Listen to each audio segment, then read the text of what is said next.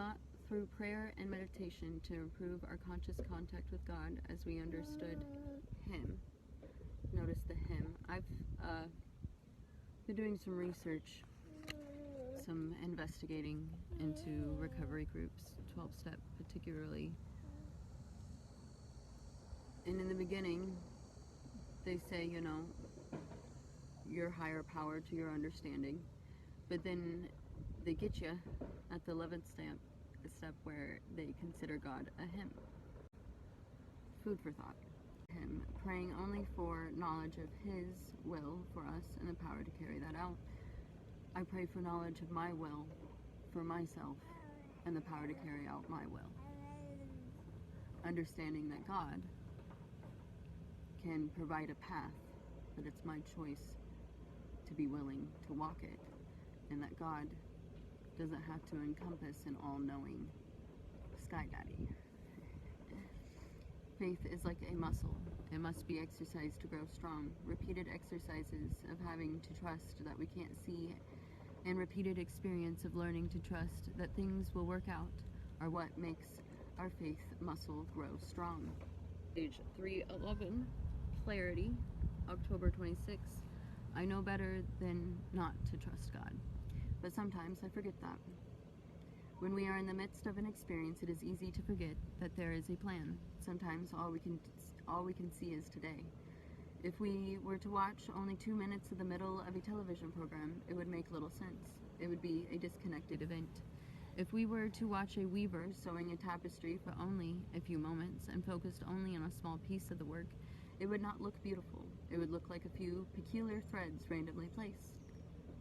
How often we use that same limited perspective to look at our life, especially when we are going through a difficult time. We can learn to have perspective when we are going through those confusing, difficult learning times, when we are being pelted by events. I'm thinking about pelted like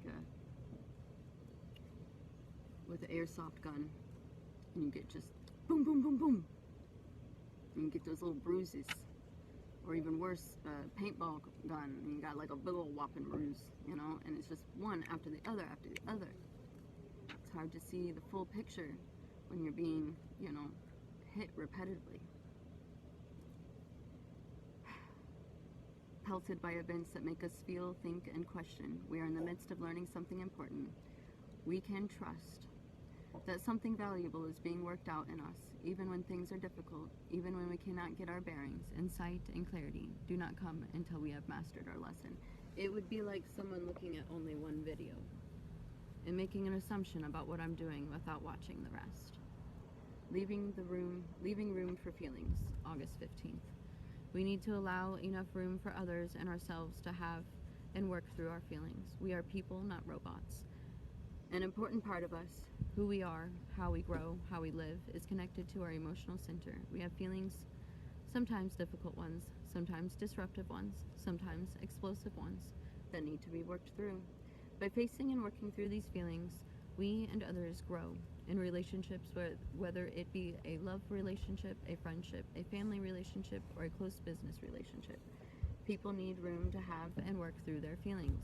Some call it going through the process. It is unreasonable to expect ourselves and others to not need time and room to work through feelings. We will be setting ourselves and our relationships up for failure if we do not allow this time and room in ourselves, this time and room in our life. We need time to work through feelings.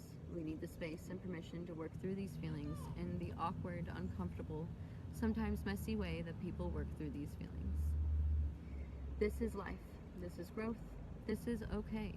We can allow room for feelings. We can let people have time and permission to go through their feelings.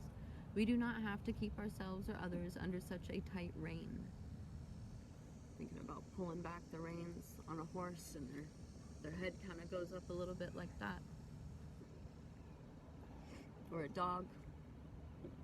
Except the dog will just try to go, and it can't, you know? Tight rein. While we work through our feelings, we do not have to expend unnecessary energy reacting to each feeling we or others are having.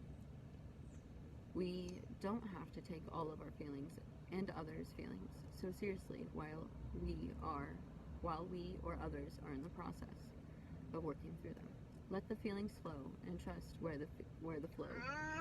Let the feelings flow and trust where the flow is taking you. It's that current. Allow the current to carry you. Don't resist the current. I can set reasonable boundaries for behavior and still leave room